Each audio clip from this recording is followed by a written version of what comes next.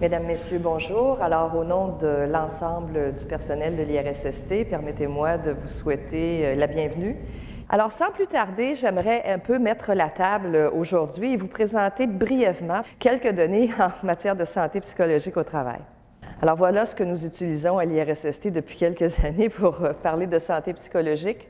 Le SOS étant bien sûr en provenance des milieux de travail pour nous dire que pouvons-nous faire pour améliorer les choses. Il est important de garder en tête qu'on assiste depuis plusieurs années à une migration des emplois et donc de la main-d'œuvre vers le secteur tertiaire. Alors, on se rend compte qu'en 1976, environ 65 de la main-d'œuvre au Québec œuvrait dans le secteur tertiaire, et présentement, nous en sommes environ à 76 %. Donc, ça colore les risques auxquels les travailleurs sont exposés. De manière analogue, on constate que depuis 1990, les lésions physiques indemnisées ou le total des lésions indemnisées à la CSST pour les réclamations reçues, il y a une diminution importante des réclamations reçues à la CSST de 1990 à 2007. Et il y a une hausse parallèlement à ça, l'échelle est très différente, vous en conviendrez, mais il y a une hausse des lésions psychologiques, d'où la nécessité de tenir des rencontres comme celle d'aujourd'hui pour regarder comment les milieux de travail peuvent améliorer la situation et prévenir les dites lésions psychologiques. De façon analogue, lorsqu'on regarde le nombre de journées indemnisées pour lésions psychologiques au Québec de 1999 à 2007, on constate la même hausse, avec un certain plafonnement au cours des 3 dernières années de référence. Mais de façon plus précise, qu'en est-il? Alors, vous avez le nombre moyen de lésions acceptées de 1999 à 2007 qui était de 129 887.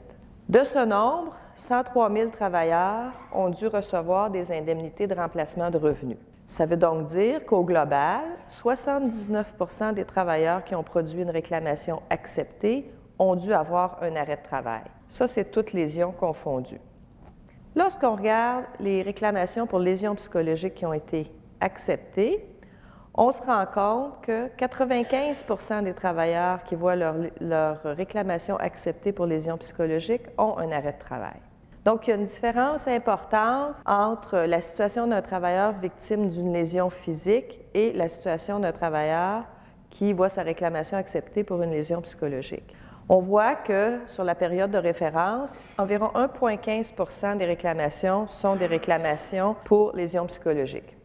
Il faut quand même comprendre qu'il y a des limites à la façon dont on peut exploiter les données et que ça, ce sont les lésions psychologiques pures. Ça ne comprend pas nécessairement les dossiers dans lesquels il y a à la fois lésions physiques et lésions psychologiques dues aux limites des bases de données. Puis, ce qu'on doit regarder également, c'est que peu importe la façon dont nous y prenons pour calculer, ces lésions-là requièrent présentement un arrêt de travail qui est beaucoup plus grand que pour les lésions physiques. Ce qui nous intéresse ici aujourd'hui, ce n'est pas tant de faire le constat des problèmes, mais bien de travailler à l'amélioration de la situation.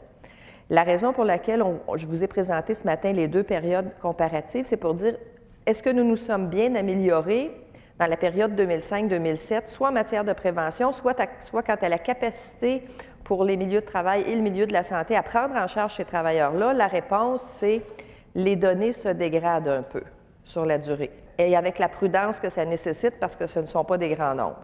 Je pense que les données qui sont présentées ici permettent de dire 2 choses.